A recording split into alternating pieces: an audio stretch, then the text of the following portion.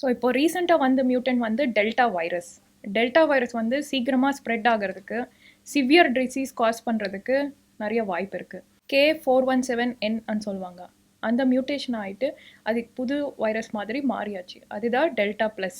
Delta virus வந்து ரொம்ப danger. Delta ப்ளஸ்க்கு என்னென்ன சிம்டம்ஸ் மேடம்? டெல்டா வைரஸ்க்கு டெல்டா ப்ளஸ்க்கு mostly all are the same symptoms. At least 1 dose vaccine எடுத்தாவும் ஆன்டிபாடிஸ் வந்து இன்ஃபெக்ஷன் சிவியராக ஆகாமல் ப்ரொடெக்ட் பண்ணலாம். ஒரு நிறைய பேர் இருக்க இடத்துல கண்டிப்பாக மாஸ்க் போட்டால் ஸ்ப்ரெட் ஆனது நம்ம கம்ப்ளீட்டாக அவாய்ட் பண்ணிக்கலாம். ஸோ இந்த மாதிரி சின்ன சின்ன ப்ரிகாஷன்ஸ் எல்லாம் எடுத்து ஃபாலோ பண்ணி வேக்சின் எடுத்தால் ஒரு அளவுக்கு தேர்ட் வேவ் ஆனது நம்ம அவாய்ட் பண்ண மாதிரி இருக்கும். ஃபுட் ஐட்டம்லாம் என்ன மாதிரியான ஃபுட் ஐட்டம்லாம் டெய்லி நம்ம சேர்த்துக்கணும்? ஸோ அந்த இம்யூனிட்டி ஆனது ஜாஸ்தி பண்ணுறதுக்கு நிறைய antioxidants, coloured fruits, watermelon, beetroot, carrot and all நல்ல கலராக இருக்குது. கிரேப்ஸ் அந்த மாதிரி coloured fruits will have lot of antioxidants, pomegranate and all. So இந்த மாதிரி ஆன்டி ஆக்சிடென்ட்ஸ் நிறைய இருக்குது. ஃப்ரூட்ஸ் எல்லாம் எடுத்துக்கலாம், மல்டி விட்டமின்ஸ் எடுத்துக்கலாம். ஹை ப்ரோட்டீன் டயட், டெய்லி எல்லோரும் ஒரு எக் சாப்பிட்ற மாதிரி, egg white, mostly elderly people அந்த மாதிரி ஹை ப்ரோட்டீனாக எடுத்தாச்சுன்னா சிக்கன் அந்த மாதிரி to some extent your body immunity can be increased. So definitely ஒரு வாட்டி கோவிட் இன்ஃபெக்ஷன் வந்துருச்சுன்னா அவங்களுக்கு கொஞ்சம் வரைக்கும் ஒரு ஆன்டிபாடிஸ் பாடியில் இருக்கும். So immunity against the disease இருக்கும். பட் இன்னும் வேக்சினேஷன் கூட இன்னும் ஸ்டடீஸ் நடந்திருக்கு. வேக்சினேஷன் இப்போது வரப்போகிற ஃப்யூச்சரில் வரப்போகிற புது புது ஸ்ட்ரெயின்ஸ்க்கு இந்த வேக்சின் இப்போ இருக்குது வேக்சின் வேலை செய்தா இல்லையா, இல்லை இன்னொரு புது வேக்சின் கண்டுபிடிக்கணுமா, அப்புறம் பூஸ்டர் டோஸ் மாதிரி கொடுக்கறதுக்கு 1 வருஷம்க்கு அப்புறம் 2 வருஷம்க்கு அப்புறம் பூஸ்டராக கொடுக்கறதுக்கு ஒரு நியூ ஸ்ட்ரெயினுக்கு வேலை செய்யணும் மாதிரி இன்னும் வேக்சினேஷன் கூட இம்ப்ரூவ் பண்ணணும், அப்கிரேட் பண்ணணும்னு சொல்லி இன்னும் நிறைய ஸ்டடீஸ் நடக்கிறது. நிறைய பேர் சொல்கிறாங்க தேர்ட் வேவ், ஃபோர்த் வேவ் அந்த மாதிரி வைரஸ் மியூட்டேட் ஆகிட்டே போகுது, புது புது வைரஸ் வந்துட்டே இருக்கும். யூஸ்வலி ரெஸ்பிரேட்டரி இன்ஃபெக்ஷன்ஸும் அந்த மாதிரி வைரஸ் மியூட்டேட் ஆனால் usually it becomes weak. But covid இன்ஃபெக்ஷனில் அப்படி இல்லை. ஒரு புது புது வைரஸ் வரும்போது அது இன்னும் மியூட்டேட் ஆகிட்டு இன்னும் ஸ்ட்ராங்கராக ஆகுது. வேக்சின் போடும்போது சைடு எஃபெக்ட்ஸ் வருது அன்னது எல்லா வேக்சினுக்கு சைடு எஃபெக்ட்ஸ் இருக்கலாம். சில பேர் நடிச்சிட்றாங்க, ஸோ அவங்களுக்கு ஹார்ட் அட்டாக் வந்திருக்கு வேக்சின் போட்டதுக்கப்புறம்னு சொல்லி இது ராங்காக ப்ராபகேட் ஆகுது. யார் கோவிட் வேக்சின் எடுக்கக்கூடாதுன்னு எல்லாரும் தெரிஞ்சுக்கணும். யாருன்னா எசிட்ரோம் வார்ஃபரின் ஒரு மாத்திரை இருக்குது. ஹார்ட் வால்ஸ் மாற்றினா, பெரிய ப்ளீட் எதனா ஆகுனா, பெரிய பிளட் கிளாட் ஆகுனா பாடியில் இந்த மாதிரி எசிட்ரோம் வார்ஃபரின் மாத்திரை கொடுப்பாங்க. ஸோ அந்த மாத்திரை போடும்போது ப்ளீடிங் ஆகிறதுக்கு வாய்ப்பு ஜாஸ்தியாக இருக்குது. கிட்னி ப்ராப்ளம் இருக்குது, லிவர் ப்ராப்ளம் இருக்குது, முன்னாடி ஒரு லங் ப்ராப்ளம் இருக்குன்னா இந்த மாதிரி ஆளுங்கள் எல்லாரும் வேக்சின் போட்டால் தான் உங்களுக்கு கோவிட் வந்தாவும் சிவியராக ஆகாமல் உங்களுக்கு லைஃப் சேவிங்காக இருக்கும். வணக்கம் சிந்திரா கோவண்டி. வணக்கம் சார். இந்த டெல்டா ப்ளஸ் அப்படிங்கிற வைரஸ் அப்படின்னா என்ன? இந்த புது மியூட்டன்ட்டை பற்றி சொல்லுங்கள். ஸோ இப்போ ரீசெண்டாக வந்த மியூட்டன்ட் வந்து டெல்டா வைரஸ். டெல்டா வைரஸ் வந்து சீக்கிரமாக ஸ்ப்ரெட் ஆகிறதுக்கு, சிவியர் டிசீஸ் காஸ் பண்ணுறதுக்கு நிறைய வாய்ப்பு இருக்குது.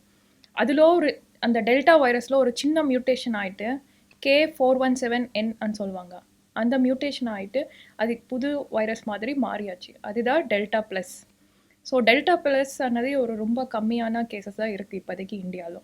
ஸோ அது எப்படி பிஹேவ் பண்ணுவாங்க அதெல்லாம் இன்னும் ஸ்டடி பண்ணுறதுக்கு கொஞ்சம் நாள் டைம் ஆகும். எவ்வளோ இதோட ஸ்பீட் எப்படி இருக்கும்? இதோட ஸ்ப்ரெட் வந்து எவ்வளோ வேகமாக பரவும்? இதோட வீரியம் எப்படி இருக்கும்? டெல்டா ப்ளஸ் இன்னும் ரிசர்ச் நடந்துகிட்டே இருக்குது. But delta virus as it self, delta virus வந்து ரொம்ப டேஞ்சர். இப்போ வேர்ல்டுக்கு உள்ள த்ரெட்டே டெல்டா வைரஸ். ஸோ இது பற்றி நம்ம இன்னும் கொஞ்சம் கான்சென்ட்ரேட் பண்ணி பார்க்கணும். அதுக்கப்புறம் தான் டெல்டா வைரஸ் அது ஒரு mutation of same delta virus. But மருந்தெல்லாம் வேலை செய்தா இல்லையா, வேக்சினுக்கு இதை ப்ரிவெண்ட் பண்ண முடியுமா இல்லையா, இன்னும் ரிசர்ச் நடக்குது. ஸோ அட்லீஸ்ட் ஒன்லி நம்மக்கிட்ட இருக்கிறது ஒரே ஒரு வெப்பன் தான் வேக்சினேஷன். எல்லோரும் கண்டிப்பாக ஒரு டோஸ் வேக்சின் எடுத்தால் தான் சிவியாரிட்டி ஆஃப் இந்த delta virus or delta plus virus infection வந்து கம்மி பண்ண முடியும். இந்த வேக்சின் வந்து எப்படி அதை வந்து தடுக்கும், பரவலை தடுக்குமா? வேக்சின் போட்டுக்கிட்டவங்களுக்கு இதிலிருந்து தங்களை பாதுகாத்துக்கலாமா?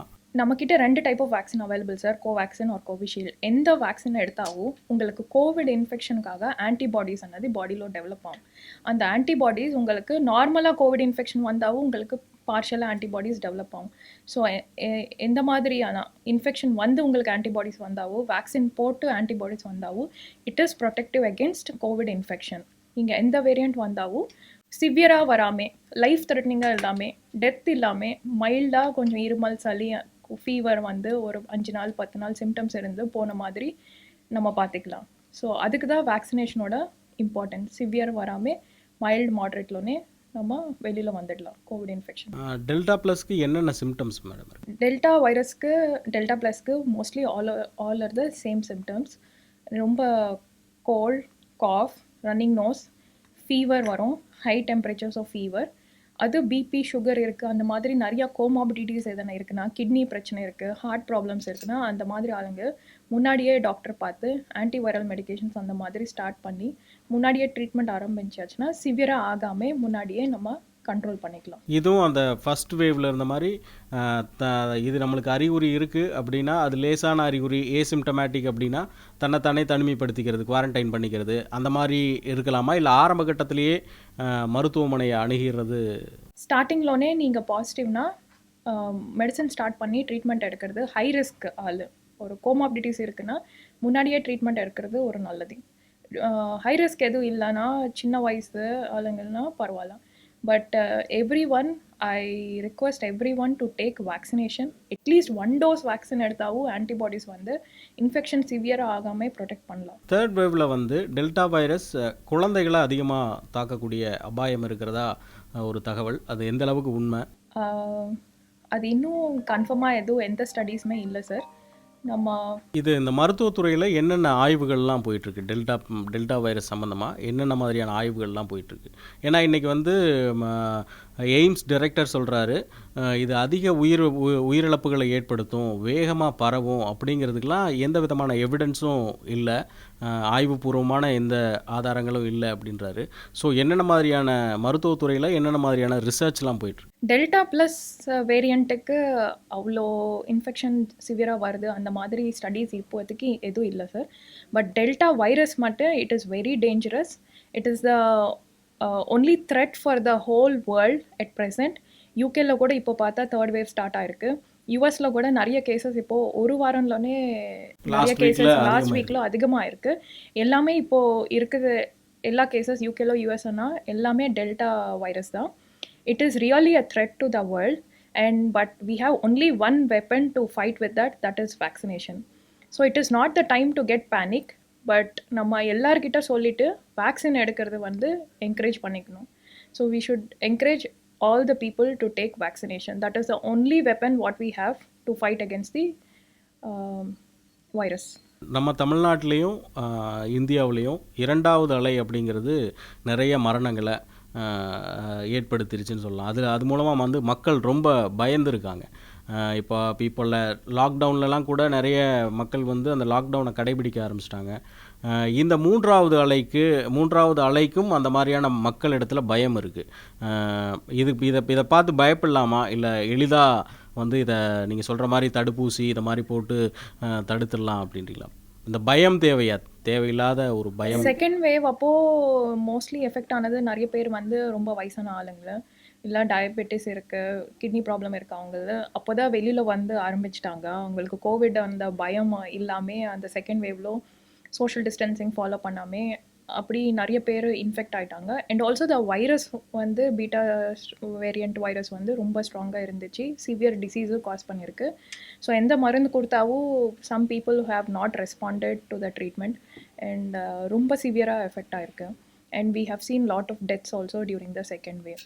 Similarly, if people don't follow the social distancing, don't wear the mask, or people they don't get vaccinated, which is available now, so you can prevent. It is all in your hands.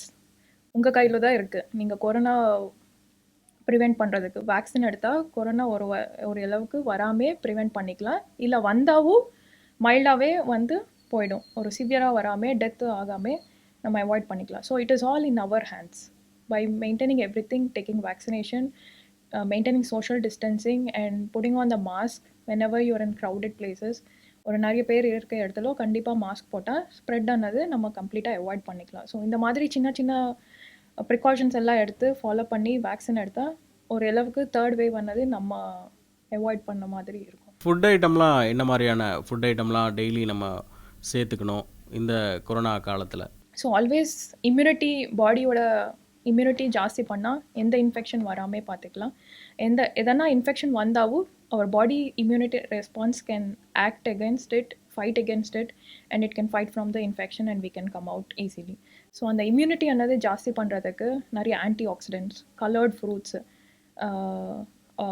Watermelon, beetroot, carrot and all நல்ல கலராக இருக்குது grapes, அந்த மாதிரி coloured fruits will have lot of antioxidants, pomegranate and all. So இந்த மாதிரி antioxidants நிறைய இருக்குது. Fruits எல்லாம் எடுத்துக்கலாம், மல்டி விட்டமின்ஸ் எடுத்துக்கலாம். ஹை ப்ரோட்டீன் டயட், டெய்லி எல்லோரும் ஒரு எக் சாப்பிட்ற மாதிரி, egg white mostly elderly people, அந்த மாதிரி ஹை ப்ரோட்டீனாக எடுத்தாச்சுன்னா சிக்கன் அந்த மாதிரி to some extent your body immunity can be increased. இது வந்து ஏற்கனவே கொரோனா பாதித்தவங்கள இந்த டெல்டா வைரஸ் பாதிக்கக்கூடிய அபாயம் இருக்கா? ஸோ டெஃபினெட்லி ஒரு வாட்டி கோவிட் இன்ஃபெக்ஷன் வந்துருச்சுன்னா அவங்களுக்கு கொஞ்சம் வரைக்கும் ஒரு ஆன்டிபாடிஸ் பாடியில் இருக்கும். So immunity against the disease இருக்கும். பட் இன்னும் வேக்சினேஷன் கூட இன்னும் ஸ்டடீஸ் நடந்திருக்கு. வேக்சினேஷன் இப்போது வரப்போகிற இந்த ஃப்யூச்சரில் வரப்போகிற புது புது ஸ்ட்ரெயின்ஸ்க்கு இந்த வேக்சின் இப்போ இருக்குது வேக்சின் வேலை செய்தா இல்லையா, இல்லை இன்னொரு புது வேக்சின் கண்டுபிடிக்கணுமா, அப்புறம் பூஸ்டர் டோஸ் மாதிரி கொடுக்கறதுக்கு 1 வருஷம்க்கு அப்புறம் 2 வருஷம்க்கு அப்புறம் பூஸ்டராக கொடுக்கறதுக்கு ஒரு நியூ ஸ்ட்ரெயினுக்கு வேலை செய்யணும் மாதிரி இன்னும் வேக்சினேஷன் கூட இம்ப்ரூவ் பண்ணணும், அப்கிரேட் பண்ணணும்னு சொல்லி இன்னும் நிறைய ஸ்டடீஸ் நடக்கிறது. அது எல்லாமே வந்ததுக்கப்புறம் தான் நமக்கு தெரியும். கொரோனா வந்து இந்த வேர்ல்டுலேயே இல்லாமல் போகணும்னா அது அந்த காலம் இப்போ வரும். நிறைய பேர் சொல்கிறாங்க 3rd வேவ் 4th வேவ் அந்த மாதிரி வைரஸ் மியூட்டேட் ஆகிட்டே போகுது, புது புது வைரஸ் வந்துட்டே இருக்கும். யூஸ்வலி ரெஸ்பிரேட்டரி இன்ஃபெக்ஷன் அந்த மாதிரி வைரஸ் மியூட்டேட் ஆனால் usually it becomes weak. But covid இன்ஃபெக்ஷனில் அப்படி இல்லை. ஒரு புது புது வைரஸ் வரும்போது அது இன்னும் மியூட்டேட் ஆகிட்டு இன்னும் ஸ்ட்ராங்கராக ஆகுது. ஸோ இன்னும் நம்ம வெயிட் பண்ணி தான் பார்க்கணும். வேகம்லாம் ஸ்ப்ரெட் ஆகிற வேகம்லாம் ஸ்ப்ரெட் ஆகும், சிவியர் டிசீஸ் காஸ் பண்ணுறதுக்கு வாய்ப்பு இருக்குது. அதுக்கு தான் நம்ம வேக்சினேஷனை பண்ணி இன்னும் ப்ரொடெக்டிவாக தான் இருக்கணும். சோஷியல் டிஸ்டன்சிங் கொஞ்சம் மெயின்டைன் பண்ணுறது நல்லது. அது அந்த குறிப்பிட்ட ஏஜ் லிமிட்லாம் கிடையாதுல்ல மேடம்? எல்லா ஏஜுக்கும் வரலாம். இப்போது சில்ட்ரனுக்கு நிறைய வருதுன்னு சொல்கிறாங்க, அதுவும் கன்ஃபார்மாக எதுவும் எவிடன்ஸ் எதுவும் இல்லை. Okay. But now vaccination also இந்தியாவில் கொஞ்சம் 12 years above இல்லை 2 years aboveவே போடலாம் கோவேக்சின் அனி. இப்போ தான் ரீசெண்டாக doctor Randeep Guleria has announced it. அது செப்டம்பர் நந்தன்னு சொல்கிறாங்க. Okay. But the people getting vaccinated in India should be increased. It is still less than 10% who has completely got vaccinated. So it should increase to almost 30 to 40% should get vaccinated, and at least 20% should be infected with COVID infection. Once you attain 60% of people getting antibodies in the body, at least that is the time where you can see about the herd immunity. அப்போ தான் இந்த மாதிரி waves வராமல் Covid இல்லாமல் இருக்கிறதுக்கு வாய்ப்பு இருக்குது. தடுப்பூசிகள் போடுற ஒரு சிலருக்கு, அதாவது 100 அல்லது 1000 ஒருத்தருக்காவது வந்து அந்த பக்க விளைவுகள் இருக்குது. அதை எப்படி களையிறது? ஸோ வேக்சின் போடும்போது சைடு எஃபெக்ட்ஸ் வருதுன்னது எல்லா வேக்சினுக்கு சைடு எஃபெக்ட்ஸ் இருக்கலாம். ஸோ ஒரு 1000 people போட்டால் ஒரு பேருக்கு மட்டும் எதனா ரேஷ் மாதிரி வரலாம், இல்லைனா கொஞ்சம் கிட்டி ஆகலாம், அவங்க பயந்துட்டு கிட்டி ஆகலாம். பட் நேச்சுரலாகவே ஒரு 100 பேருக்கு போடும்போது அதில் வயசான ஆள் இருப்பாங்க, அவங்களுக்கு ஹார்ட் அட்டாக் வந்ததுக்கு வாய்ப்பு இருக்குது. அவங்களுக்கு இல்லைனா நியூரலாஜிக்கல் ப்ராப்ளம், பிரெயினில் பிளட் கிளாட் ஆகிறதுக்கு நேச்சுரலாகவே டிசீஸு இருக்கிறதுக்கு வாய்ப்பு இருக்குது. பட் அந்த வேக்சின் போடும் டைமில் தான் வந்துருச்சுன்னா there coordinating it with the vaccination thing and then அந்த மாதிரி சில பேர் நடிச்சிட்றாங்க. ஸோ அவங்களுக்கு ஹார்ட் அட்டாக் வந்திருக்கு வேக்சின் போட்டதுக்கப்புறம்னு சொல்லி இது ராங்காக ப்ராபகேட் ஆகுது. இப்போ ஒருத்தர் வந்து தடுப்பூசி போட்டுக்கணும் அப்படின்னா எனக்கு ஒரு டவுட் இருக்குன்னு வச்சுங்களேன். நான் என்னென்ன மாதிரியான பேசிக்காக என்னென்ன டெஸ்ட்லாம் எடுத்துகிட்டு சரி நம்ம உடல் வந்து இந்த தடுப்பூசியை ஏற்றுக்கிற அளவுக்கு தான் இருக்கும் அப்படின்னு நான் முடிவுக்கு வரணும், என்னென்ன பேசிக்கான டெஸ்ட்டுகள்லாம் எடுக்கணும்? ஸோ கோவிட் வேக்சின் எடுக்கிறதுக்கு எந்த டெஸ்ட்டு தேவையில்லை முதல்ல. ரெண்டாவது வந்து யார் கோவிட் வேக்சின் எடுக்கக்கூடாதுன்னு எல்லாரும் தெரிஞ்சுக்கணும். யாருன்னா எசிட்ரோம் வார்ஃபரின் ஒரு மாத்திரை இருக்குது. ஹார்ட் வால்ஸ் மாற்றினா, பெரிய ப்ளீட் எதனா ஆகுனா, பெரிய பிளட் கிளாட் ஆகுனா பாடியில் இந்த மாதிரி எசிட்ரோம் வார்ஃபரின் அந்த மாத்திரை கொடுப்பாங்க. ஸோ அந்த மாத்திரை போடும்போது ப்ளீடிங் ஆகிறதுக்கு வாய்ப்பு ஜாஸ்தியாக இருக்கும். ஸோ அந்த மாதிரி ஆளுங்களுக்கு வேக்சின் போடும்போது அங்கே லோக்கலாக ப்ளீட் ஆகிட்டு பெரிய பிளட் கிளாட்டாக ஃபார்ம் ஆகிறதுக்கு வாய்ப்பு இருக்குது. ஸோ அந்த மாதிரி ஆளுங்கள் மட்டும்தான் வேக்சின் எடுக்கிற முன்னாடி கொஞ்சம் பார்த்துக்கணும். ரெண்டாவது வந்து சிவியர் அலர்ஜிக் ரியாக்ஷன், எனஃபைலாக்டிக் ரியாக்ஷன்ஸ், முன்னாடி எதனா ஃபிஷ் அந்த மாதிரி சாப்பிட்டா ரொம்ப அலர்ஜி வருது, காற்றே எடுக்க முடியல, ரொம்ப வீங்கி போச்சு மூஞ்சி எல்லாம், இந்த மாதிரி சிவியர் எனஃபைலாக்டிக் ரியாக்ஷன்ஸ்ன்னு சொல்லுவாங்க. அந்த மாதிரி அலர்ஜி இருந்தவங்க தான் கொஞ்சம் யோசிச்சுட்டு ஹாஸ்பிட்டல் செட்டப்பில் எமர்ஜென்சி சப்போர்ட் இருக்க இடத்துல மட்டும் வேக்சின் போடுறது ஒரு நல்லது. ஓகே. இது இல்லாம வேற எல்லாரும் கிட்னி ப்ராப்ளம் இருக்கு, லிவர் ப்ராப்ளம் இருக்கு, முன்னாடி ஒரு லங் ப்ராப்ளம் இருக்குன்னா, இந்த மாதிரி ஆளுங்கள் எல்லாரும் வேக்சின் போட்டா தான் உங்களுக்கு கோவிட் வந்தாவும் சிவியரா ஆகாம உங்களுக்கு லைஃப் சேவிங்கா இருக்கும். கோவிட் இன்ஃபெக்ஷன் வந்து வராம பார்த்துக்கிறது ஒரு நல்ல விஷயம். எதுக்குன்னா, சில பேர் எல்லாரும் எப்படி கோவிட் இன்ஃபெக்ஷனுக்கு ரியாக்ட் பண்றாங்க, கோவிட் இன்ஃபெக்ஷன் வரதுக்கு அப்புறம் ஆனது இன்னும் யாருக்குமே தெரியாது. சில பேரோட இம்யூனிட்டி கம்மியா இருக்குன்னா, ரொம்ப சிவியரா ஆகுறதுக்கு வாய்ப்பு இருக்கு. ரொம்ப நாள் ஐசியூல இருந்த மாதிரி இருக்கு. ஸோ மைல்டா, மாடரேட்டா வந்து போனவங்களுக்கு கூட சில பேருக்கு ரொம்ப நாளா ஒரு மைல்டு சிம்ப்டம்ஸ் இருந்ததுக்கு வாய்ப்பு இருக்கு. ஸோ மைல்டா, மாடரேட்டா இருக்க patients when they come back to the post covid OPD and all, அவங்க சொல்லிட்டே இருப்பாங்க, ரொம்ப நாளா ஹெட்டேக்கு, தலைவலி இருக்கு, கம்மியாகவே மாட்டேங்க, தூக்கம் வராமே இருக்கு. So all this covid infected patients are having long term symptoms. So சிவியரா வந்தவங்களுக்கு வந்து அவங்களுக்கு திருப்பி வந்து அட்மிட் ஆகுறாங்க. So post covid infection repeated admissions are there. எதுக்குன்னா ஒரு யூரினரி இன்ஃபெக்ஷன் நிறைய வருது, லங்லோனே திருப்பி இன்ஃபெக்ஷன் வரதுக்கு வாய்ப்பு இருக்குது, ஃபங்கல் இன்ஃபெக்ஷன்ஸ் நிறையா வரதுக்கு, ஃபங்கல் நிமோனியாஸ் வரதுக்கு, இந்த மாதிரி நிறையா போஸ்ட் கோவிட் காம்ப்ளிகேஷன்ஸும் நிறைய பேர் அட்மிட் ஆகுறாங்க. ஸோ எல்லாரும் வேக்சின் போட்டு கோவிட் இன்ஃபெக்ஷன் வராமே பார்க்கறது தான் ரொம்ப நல்லது.